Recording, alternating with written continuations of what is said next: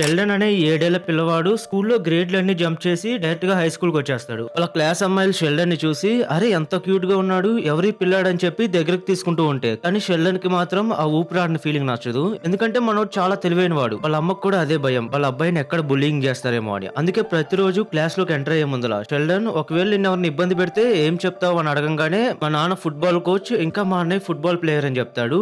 Okay good అని చెప్పి and మరీ ముఖ్యంగా ఎవరి విషయాల్లోనూ కలగ చేసుకోకని చెప్పి పంపిస్తుంది. కానీ క్లాస్ రూమ్ లోకి అడుగు పెట్టగానే షెల్డన్ చేసే మొదటి పనే అది. క్లాస్ లో అందరి తప్పుల్ని పాయింట్ అవుట్ చేయడం మొదలు పెడతాడు. ఆ అబ్బాయి జుట్టు బాలేదు, ఇంకా ఈ అమ్మాయి బట్టలు అయితే పూర్తిగా కనబడిపోతున్నాయని, వీళ్ళెవరూ అసలు స్కూల్ రూల్స్ ని ఫాలో అవ్వట్లేదు అని చెప్పి అరుస్తాడు. అదే క్లాస్ లో ఉన్న వాళ్ళ పెద్దన్నయ్య సిగ్గుతో తలదించుకుంటాడు. టీచర్ షెల్డన్ ని క్లాస్ మీద ఫోకస్ చేయమని చెప్తే, మీ మస్టాక్ సరిగా గ్రూమ్ చేసుకోలేదంటూ రివర్స్ లో టీచర్ ని ఇన్సల్ట్ చేస్తాడు. సో టీచర్ ముఖం మాడిపోతుంది. ఇంకా స్కూల్ అయిపోయాక టీచర్లు అందరూ ప్రిన్సిపాల్ దగ్గరికి వెళ్ళి కంప్లైంట్ చేస్తారు. మ్యాథ్స్ టీచర్ అయితే నేను క్లాస్ లో 5 నిమిషాలు ఉన్నానో లేదో షెల్డన్ ఏకంగా నా డిగ్రీనే ప్రశ్నించాడంటూ, ఇంకా మా స్థానంలోకి అతను రావాలని చూస్తున్నాడని కూడా ఆరోపణలు వస్తాయి. ఇలా షెల్డన్ మొదటి రోజే స్కూల్లో అందరినీ గెలికేస్తాడు. దయచేసి టీసీ ఇచ్చి పంపించేమని టీచర్లు అందరూ గోల్ చేస్తారు. అయితే వాళ్ళ నాన్న మాత్రం అదే స్కూల్లో జిమ్ టీచర్ అయినప్పటికీ తన కొడుకు విషయానికి వచ్చేసరికి ఏం మాట్లాడలేకపోతాడు. ఇంక ఇంటికి వెళ్ళగానే షెల్డన్ క్లాస్ పీకుతాడు. నీకు స్కూల్లో ఉండాలని ఉంటే ఇతరుల తప్పుల్ని ఎత్తి చూపడం మాని, అంతెందుకు నాకు ఒకప్పుడు మంచి జాబ్ ఉండేది, కానీ ఎవరో రూల్స్ బ్రేక్ చేస్తుంటే చెప్పినందుకు ఫలితంగా నన్నే జాబ్ లోన్స్ తీసేశారని చెప్పి నువ్వు నాలాగా మిగిలిపోకూడదనే ఇతరుల విషయాల్లో తలదూర్చొద్దు అంటాడు. షెల్డన్ కి చాలా హై ఐక్యూ ఉన్నా గానీ ఎమోషనల్ ఇంటెలిజెన్స్ మాత్రం చాలా తక్కువ. వాళ్ళ చెల్లి చాలా హ్యాపీగా ఉంటుంది. ఎందుకంటే షెల్డన్ ఇప్పుడు స్కూల్ చేంజ్ అయ్యి వాళ్ళ అన్నయ్య స్కూల్లోకి వెళ్ళి పడతాడు. దానికి వాళ్ళ అన్నయ్య వరీ అవుతూ ఉంటే షెల్డన్ మాత్రం త్వరలో నేను మరో క్లాస్ జంప్ చేస్తాను, సో నువ్వు బాధపడద్దని చెప్పి అంటాడు. మనోడికి రోల్ మోడల్ వచ్చేసి ఐసాక్ న్యూటన్ అనమాట. అందుకే సెలవు దినాల్లో కూడా బయటకు వెళ్లకుండా ఇంట్లోనే కూర్చొని పుస్తకాలు చదువుకునేవాడు. వాళ్ళ అమ్మ బయటికి వెళ్ళి ఆడుకోమని చెప్పి ఎంత బలవంతం చేసినా గానీ షెల్డన్ మాత్రం There, I played. Lunch time లో కూడా అలా ఒక్కడే కూర్చొని టైం స్పెండ్ చేస్తూ ఉండేసరికి వాళ్ళ అమ్మ నాన్న అది చూసి బాధపడుతూ ఉంటే, నిజానికి షెల్డన్ మాత్రం ఎప్పుడు ఒంటరిగా ఫీల్ అయ్యేవాడు కాదు. బదులుగా అతను ఏకాంతాన్ని ఎంజాయ్ చేస్తూ ఈ బ్రహ్మాండంలోని రహస్యాలను, బ్లాక్ హోల్ యొక్క గురుత్వాకర్షణ శక్తి గురించి ఆలోచిస్తూ ఉండేవాడు. వాళ్ళ అమ్మాయి ఏమో కనీసం సేమ్ క్లాస్ లో ఉన్న వాళ్ళ అన్నయ్య అయినా షెల్డన్ గురించి కేర్ తీసుకుంటే బాగుండిద్దని అనుకుంటే, కానీ చెల్లి మధ్యలో ఇంటర్ఫీర్ అయ్యి అప్పుడు మా ఫ్రెండ్స్ మమ్మల్ని వదిలేస్తారని చెప్పి అంటుంది. వాళ్ళ అమ్మ గట్టి క్లాస్ పీకుతుంది. అయితే నిజానికి వాళ్ళ చెల్లికి షెల్డన్ చూసి జెల్సీ ఫీల్ అవుతూ ఉండేది. షెల్డన్ ఎలా మ్యాథ్స్ లో అంత గొప్పగా ఉన్నాడో తనకెందుకు అసలు వచ్చేది కాదు, అర్థమయ్యేది కాదు. వాళ్ళ అమ్మ తన గురించి బాధపడకుండా ఉండాలని చెప్పి షెల్డన్ లైబ్రరీకి వెళ్తాడు. ఎందుకంటే ఈ భూమి మీద అన్ని సమస్యలకి సొల్యూషన్ అక్కడే దొరుకుతుందని నమ్ముతాడు కాబట్టి లైబ్రరీకి వెళ్లి ఫ్రెండ్స్ ని ఎలా సంపాదించాలి అనే పుస్తకాన్ని చదవడం మొదలు పెడతాడు. ఫ్రెండ్స్ ని పొందాలంటే మొదటి స్టెప్ వాళ్ళని ప్రశంసించాలని తెలుసుకొని, సో క్లాస్ లో ఉన్న ఒక అమ్మాయి దగ్గరికి వెళ్లి మీ మేకప్ చాలా బాగుందని మెచ్చుకుంటాడు. కానీ అది అసలు వర్కౌట్ అవ్వదు. ఇంకా సెకండ్ అటెంప్ట్ గా బాస్కెట్ బాల్ టీమ్ లో జాయిన్ అవ్వాలని ట్రై చేస్తే వాళ్ళు నవ్వుతారు. అసలు బుక్ లో చెప్పినవి ఎందుకు పనిచేయడం లేదా అని షెల్డన్ జుట్టు పీక్కుంటూ ఉంటే చూసి వాళ్ళ చెల్లి ఒక ఐడియా ఇస్తుంది. ముందు లైబ్రరీ కార్డ్ లో ఆ బుక్ ని ఎవరెవరు చదివారో చూడు. ఆ బుక్ ని చదివారంటే ఆబ్వియస్లీ వాళ్ళకు కూడా ఫ్రెండ్స్ ఉంటారు కాబట్టి, సో నువ్వు వెళ్ళి వాళ్ళతో ఈజీగా ఫ్రెండ్షిప్ చేయొచ్చు అని చెప్తుంది. ఇక నెక్స్ట్ డే షెల్డన్ ఆ బుక్ చదివిన వాళ్ళ నేమ్స్ తీసుకోవడానికి వెళ్తే ఆశ్చర్యంగా ఆ బుక్ ను అందరూ పెద్దవాళ్ళే చదువుంటారు. షెల్డన్ ఏజ్ గ్రూప్ లో ఉన్న వాళ్ళు ఎవరు కూడా ఆ ప్రాబ్లమ్ ని ఫేస్ చేసి ఉండరు. అప్పుడే ఇంకొక పిల్లవాడు వచ్చి ఆ బుక్ ని తీసుకోబోతుంటే ఇంకా వీళ్ళిద్దరు ఫ్రెండ్స్ అయిపోతారు. అఫ్ కోర్స్ వీళ్ళిద్దరు ఇంట్రెస్ట్ కూడా మ్యాచ్ అవుతాయి కాబట్టి ఇద్దరికి అణుబాంబులన్నా రాకెట్లు తయారు చేయడం అన్నా విపరీతమైన ఇష్టం. ఒక పక్క షెల్డన్ మదర్ కేమో ఎట్టకేలకు కొడుకు ఒక స్నేహితుడు దొరికేసరికి చాలా హ్యాపీ ఫీల్ అవుతుంది.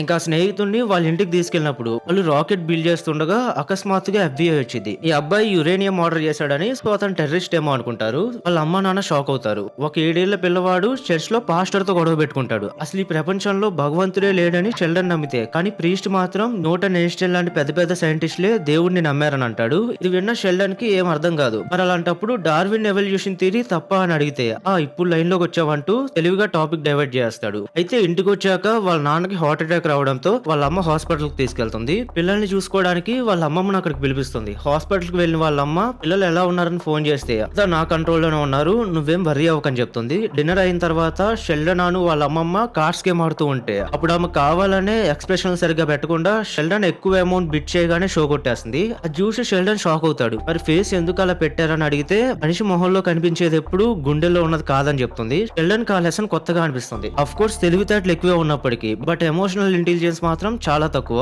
ఒక రోజు హాస్పిటల్లో వాళ్ళ నాన్న సీరియస్ కండిషన్ లో ఉంటే షెల్డన్ అప్పుడు ఫస్ట్ టైం వాళ్ళ నాన్న కోసం ప్రేయర్ చేస్తాడు.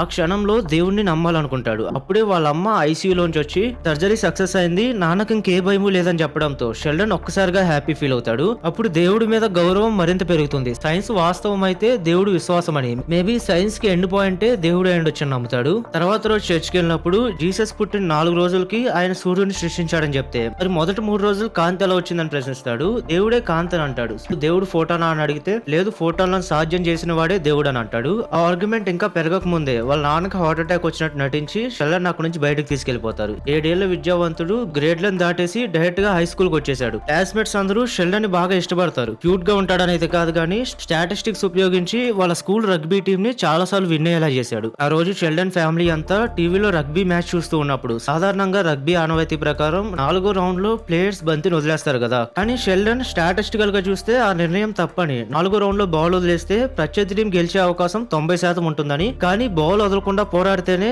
మన టీం కి 50% గెలిచే అవకాశం ఉంటుందని చెప్తాడు. సేమ్ షెల్డన్ ఇక్కడ చెప్పినట్టే అక్కడ మ్యాచ్ రిజల్ట్స్ కూడా వస్తూ ఉండేసరికి అది చూసి గ్రాండ్ మా ఆశ్చర్యపోతుంది. ఇంకా ఆమె తన కూతురుతో, నిజంగా నీ హస్బెండే ఈ పిల్లాడికి ఫాదరా అని అడుగుతుంది. అయితే వాళ్ళ నాన్న మాత్రం షెల్డన్ సామాన్య పిల్లవాడు కాదని చిన్నప్పుడే కనిపెట్టేస్తాడు. ఎందుకంటే కేవలం 6 ఏళ్ల వయసులోనే షెల్డన్ ట్యాక్స్ లెక్కలన్నీ ఫైల్ చేసి వాళ్ళ కుటుంబానికి కొన్ని వేల డాలర్ల ట్యాక్స్ మిగిల్చాడు. అలా మరికొన్ని వారాల్లోనే స్కూల్లో అతని పాపులారిటీ బాగా పెరిగిపోయి స్టూడెంట్స్ అందరూ విపరీతంగా లైక్ చేస్తారు. కేవలం 5 నిమిషాల్లోనే దాదాపు 50 సార్లకు పైగా అమ్మాయిలు హగ్ చేసుకున్నారు. కానీ షెల్డన్ కి మాత్రం ఆ ఊపిరాడిన ఫీలింగ్ నచ్చదు.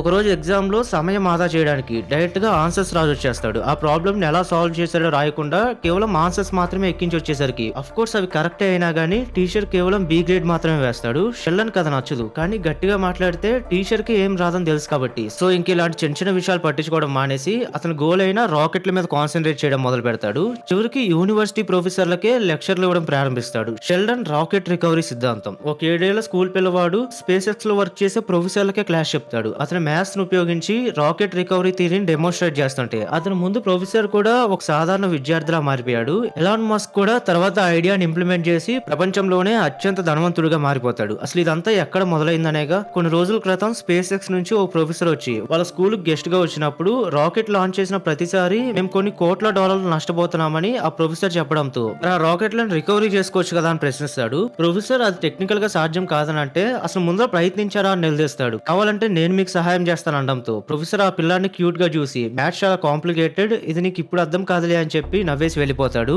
ఇది షెల్డన్ కి మరింత కోపాన్ని తెప్పిస్తుంది. ఎలాగైనా ఆ ప్రొఫెసర్ చేత సారీ చెప్పించుకోవాలనుకుంటాడు. ఇంటికి వచ్చాక షెల్డన్ రాత్రంతా దానిపైన వర్క్ చేయడం మొదలు పెడతాడు. నాన్న ఎలక్ట్రిసిటీ బిల్ సేవ్ అయింది పడుకోమని అంటే షెల్డన్ లైట్ ఆఫ్ చేసి పడుకుంటాడు. కానీ ఫాదర్ బయటకు వెళ్ళగానే మళ్ళీ లైట్ వెలుగుతుంది. కొన్ని రోజులకి ఆ ఈక్వేషన్స్ క్యాలిక్యులేట్ చేయడానికి కంప్యూటర్ అవసరం పడుతుంది. షెల్డన్ వాళ్ళ అమ్మ నాన్నల్ని కంప్యూటర్ కొనమని అడుగుతాడు. కానీ కుటుంబ ఆర్థిక పరిస్థితి బాగోలేదని నాన్న ఒప్పుకోకపోవడంతో దాంతో షెల్డన్ కి ఇంకా వేరే ఆప్షన్ లేక వాళ్ళ అమ్మమ్మ దగ్గరికి వెళ్లి నువ్వు పోతే నా కోసం ఎంత సేవ్ చేసి ఉంచావని అడుగుతాడు. అమ్మది విని కోపంతో డోర్ క్లోజ్ చేస్తుంది. షెల్డన్ మళ్ళీ డోర్ నాక్ చేసి ఇలా పై చదువుల కోసం కంప్యూటర్ కొనాలనుకుంటున్నట్టు చెప్పడంతో వాళ్ళ అమ్మమ్మ అతన్ని ఇష్టపడి చాలా కాలం నుంచి ఆమె సేవ్ చేసుకున్న డబ్బు మొత్తం షెల్డన్ చేతిలో పెడుతుంది. కానీ అవి సరిపోవు. బ్యాంక్ కు ఫోన్ చేసి ఇంటిని మార్ట్గేజ్ లో పెట్టబోతుంటే సమయానికి వాళ్ళ అమ్మ వచ్చి ఆపుతుంది. లేకపోతే ఈ పాటికి వాళ్ళు బ్రిడ్జ్ కింద ఉండేవాళ్ళు. కంప్యూటర్ కోసం కడుపు నొప్పి. ఒక రోజు షెల్డన్ కడుపు నొప్పి అనగానే అది నిజమో కాదు తెలియకుండానే హాస్పిటల్ తీసుకెళ్తారు. అక్కడ షెల్డన్ రిసెప్షన్ లో కంప్యూటర్ చూసి ఆ ఉపయోగించిన కంప్యూటర్ తో తన రీసెర్చ్ ని పూర్తి చేసుకుంటాడు. ఆ రాత్రి రిజల్ట్స్ ని ప్యాక్ చేసి అతను అవమానించిన ప్రొఫెసర్ కి మెయిల్ చేశాడు. షెల్డన్ రోజుల తరబడి రిప్లై కోసం ఎదురు చూస్తాడు గానీ ఆఖరికి 10 రోజులు గడిచినా ఎటువంటి రిప్లై రాకపోయేసరికి చివరికి తండ్రి తన కొడుకును అలా చూడలేక దగ్గరుండి నాసాకు తీసుకెళ్లాలని నిర్ణయించుకుంటాడు. ఆ క్షణంలో షెల్డన్ వాళ్ళ నాన్నను చాలా ఇష్టపడతాడు. షెల్డన్ కి సపోర్టింగ్ గా కుటుంబం అంతా కూడా ఆ స్పేస్ ఏజెన్సీ దగ్గర వెయిట్ చేస్తుంది. వాళ్ళ లాబీలో 2 గంటలకు పైగా వెయిట్ చేసిన ప్రొఫెసర్ కలవకపోవడంతో దాంతో వాళ్ళ నాన్న కోపంగా లోపలికి దూసుకెళ్తాడు. ప్రొఫెసర్ కాల్ చేసి షెల్డన్ లోపలికి పంపించమని చెప్తాడు. షెల్డన్ కాన్ఫిడెంట్ గా లోపలికి వెళ్ళాక అతను రాకెట్ రికవరీ థియరీని ప్రొఫెసర్ కి డిమాన్స్ట్రేట్ చేస్తాడు.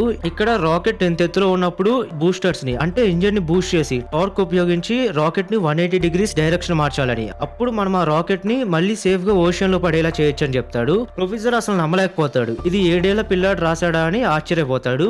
ఆఫీస్ బయట అన్నా చెల్లి బోర్ కొడుతుంది ఇంటికి వెళ్దామని అంటూ ఉంటే గ్రాండ్ మా మాత్రం ఏదో ఒక రోజు షెల్డన్ గురించి బుక్ రాస్తారు, అందులో మీరు లవ్వింగ్ అండ్ సపోర్టింగ్ సిబ్లింగ్స్ లాగా ఉండాలనుకోవడం లేదా అంటే వాళ్ళు మాత్రం మేము అసలు బుక్కే చదవమనేస్తారు. ఇటువైపు షెల్డన్ ప్రెజెంటేషన్ ఫినిష్ చేసుకుని అనుకున్నట్టే ప్రొఫెసర్ నుంచి క్షమాపణ పొందుతాడు. ఇంకా షెల్డన్ అది అతని మొదటి మైల్ స్టోన్ గా భావించి సంతోషంగా అక్కడి నుంచి బయటకు వచ్చేస్తాడు. తిరిగి ఇంటికి వెళ్లే దారిలో వాళ్ళ నాన్నకి థ్యాంక్స్ చెప్తే నిన్ను చూస్తే మాకు చాలా ప్రౌడ్ గా ఉందని అంటారు. మరి నన్ను చూస్తే అని డాటర్ అడిగితే అఫ్ కోర్స్ నాకు మీ అందరూ ఒకటే బంగారం అని అంటుంది. అప్పుడు ఆ సమయంలో వాళ్ళ కుటుంబానికి షెల్డన్ పరిశోధన ఎంత ముఖ్యమైనదో తెలియదు కానీ కొన్నేళ్ల తర్వాత షెల్డన్ సిద్ధాంతం నిజమైంది. మొదటి రాకెట్ రికవరీ విజయవంతంగా ముగుస్తుంది. ఆ కంపెనీ ఫౌండర్ అయిన మస్క్ ఆయన ఆఫీస్ లో షెల్డన్ చిన్నప్పుడు రాసిన సిద్ధాంతాన్ని చదువుతూ ఉంటే అదే సమయంలో ఒక ఫోన్ కాల్ వచ్చింది. షెల్డన్ అనే పిల్లవాడు మిమ్మల్ని కలవడానికి వచ్చాడని అసిస్టెంట్ చెప్పగానే మస్క్ షాక్ అవుతాడు. ఇది కేవలం ఆరంభం మాత్రమే. 7 ఏళ్ల విద్యావంతుడు గ్రేడ్లన్నీ దాటేసి హై స్కూల్ కి వచ్చాడు. అతను క్యూట్ లుక్స్ ని క్లాస్మేట్స్ అందరూ ఇష్టపడినా గానీ టీచర్లకు మాత్రం అస్సలు నచ్చడు. ఎందుకంటే తరచూ టీచర్ల తప్పుల్ని వేలెత్తి చూపుతూ వాళ్ళని ఎంబారస్ ఫీల్ అయ్యేలా చేస్తాడు. Maths teacher science square plus cosine equal to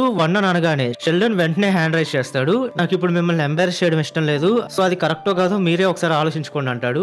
అంతే, ఆ టీచర్ ముఖం మాడిపోతుంది. ఇంకా క్లాస్ అయిపోగానే ప్రిన్సిపల్ అతని తల్లిదండ్రులు పిలిపించి వాడుకున్న టాలెంట్ కి మా టీచర్లు సరిపోరని నా మాటిని మీ వాడిని గిఫ్టెడ్ చిల్డ్రన్ ఉన్న స్కూల్ కి పంపించమని చెప్తాడు. అక్కడైతే షెల్డన్ కి పూర్తి స్కాలర్షిప్ తో పాటు ఫ్రీ ఫుడ్ అండ్ అకామిడేషన్ కూడా ఎలిజిబుల్ అవుతాడని. కానీ ఓన్లీ డ్రాబ్యాక్ ఏంటంటే అది కాస్త దూరం. సో వాళ్ళ అమ్మకి చిన్న వయసులోనే వాళ్ళ అబ్బాయిని అంత దూరం పంపించడం కరెక్ట్ కాదేమో అంటుంది. కానీ ఫాదర్ మాత్రం నార్మల్ హ్యూమన్ వాయిస్ తో షెల్డన్ ని కంపేర్ చేయొద్దనంటే ఏంటి మన అబ్బాయి ఏలియనా అని చెప్పి కోపడుతుంది. అసలు ఇదంతా కాదు, షెల్డన్ ఏమనుకుంటున్నాడో తెలుసుకోవాలనుకుంటారు. కానీ ఊహించిన విధంగా షెల్డన్ వెంటనే అంగీకరిస్తాడు. మనవడు వెళ్ళడం చూసి గ్రాండ్ మా బాధపడుతుంటే వాళ్ళ అమ్మ అయితే ఏడ్ చేస్తుంది. ఆ తర్వాత గిఫ్టెడ్ చిల్డ్రన్ ఉండే స్కూల్ కి చేరుకున్నాక ఆశ్చర్యంగా ఆ క్యాంపస్ అంతా చాలా క్వైట్ గా ఉండేసరికి షెల్డన్ కి అట్మాస్ఫియర్ బాగా నచ్చుతుంది. కానీ వాళ్ళ అమ్మ ఇంటికి రాగానే షెల్డన్ మీద దిగులు పెంచేసుకుంటుంది. అసలు ఇదంతా మీ వల్లే అని, మీ వల్లే అక్కడ చేర్చాల్సి వచ్చిందని తన భర్త పైన కోపడుతుంది. వాళ్ళ చెల్లెలు కూడా అంతకు ముందు షెల్డన్ తో తగాదాలు పెట్టుకునేదా, కానీ ఇప్పుడు పక్క బెడ్ ఖాళీగా ఉండడం చూసి తన బ్రదర్ ని చాలా మిస్ అవుతుంది. ఇదంతా జరుగుతున్నప్పుడు షెల్డన్ మాత్రం స్కూల్లో నిద్రపోకుండా ఆ ఫ్యాన్ ఎక్కడ మీద పడిపోతుందేమో అని భయపడుతూ ఉంటాడు. కానీ చివరికి నిద్రలోకి జారుకున్నాక మళ్ళీ తెల్లవారు లేచి చూసేసరికి షెల్డన్ తన ఇంట్లో తన బెడ్ పైనే ఉంటాడు. వాళ్ళ సిస్టర్ కళ్ళు తెరిచి చూడంగానే మళ్ళీ షెల్డన్ కనబడేసరికి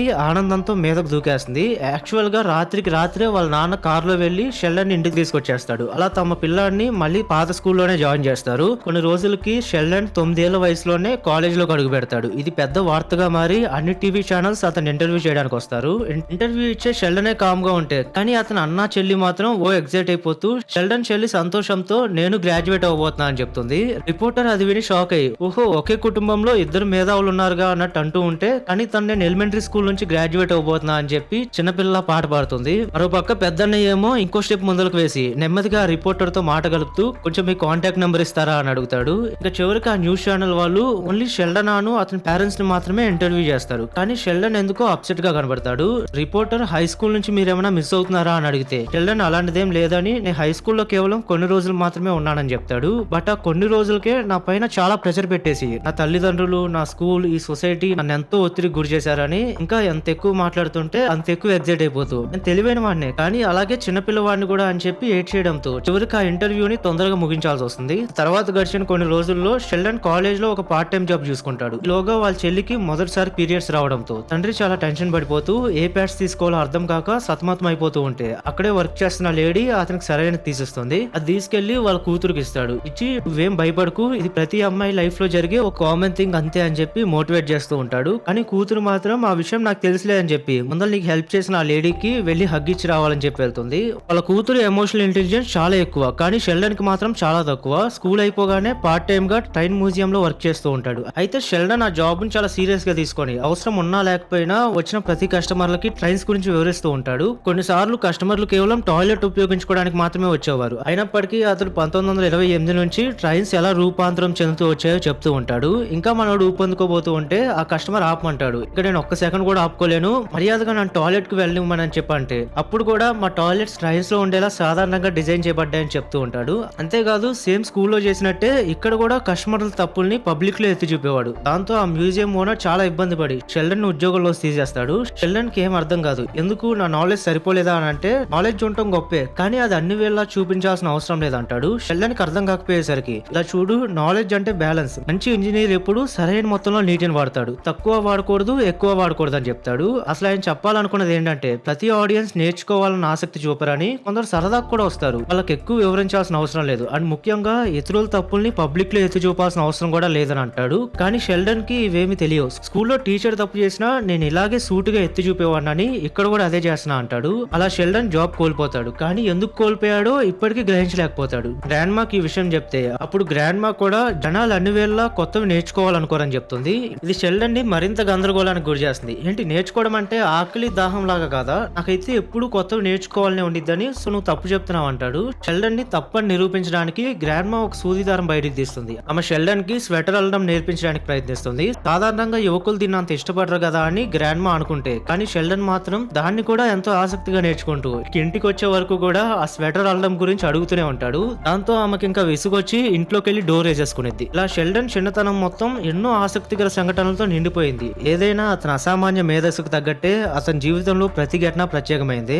ఇక్కడితో ఈ వెబ్ సిరీస్ ఎండ్ అవుతుంది. అండ్ అలాగే ఇది ఒక ఫ్రిక్షనల్ స్టోరీనే అయినప్పటికీ బట్ చాలా మంది మేధావుల రియల్ లైఫ్ ఎక్స్పీరియన్సెస్ నుంచి ఇన్స్పైర్ అయ్యి ఈ వెబ్ సిరీస్ ని ఎంతో అద్భుతంగా తీయడం జరిగింది. సో ఈ వీడియోకి ఇంతే ఫ్రెండ్స్. ఈ మూవీ మీకు ఎలా అనిపించిందో కింద కామెంట్ చేయండి. ఇంకో ఇంట్రెస్టింగ్ మూవీ స్టోరీతో మళ్ళీ నెక్స్ట్ వీడియోలో కలుసుకుందాం.